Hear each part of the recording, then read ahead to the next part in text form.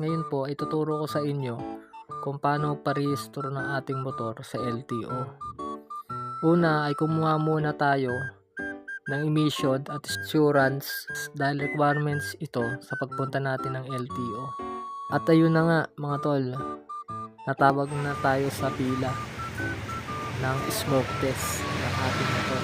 Medyo natagalan lang ako dito sa smoke test dahil mga 9:45 na ako nang nagpunta dito.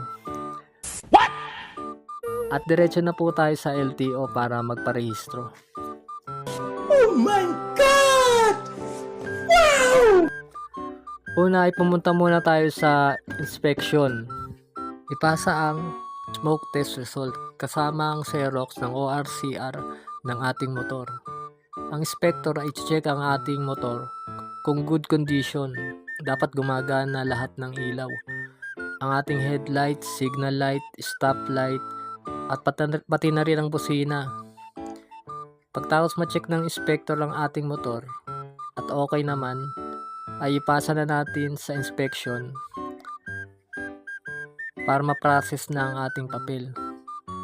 Magantay lang tayo ng tawag kapag tapos na itong ma-process at diretso na tayo sa cashier para sa registration fee. So mga tol, ito pala ang total ng mga pagpaparehistro ng ating motor.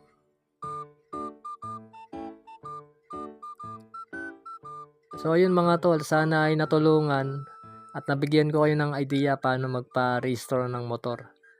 Thank you.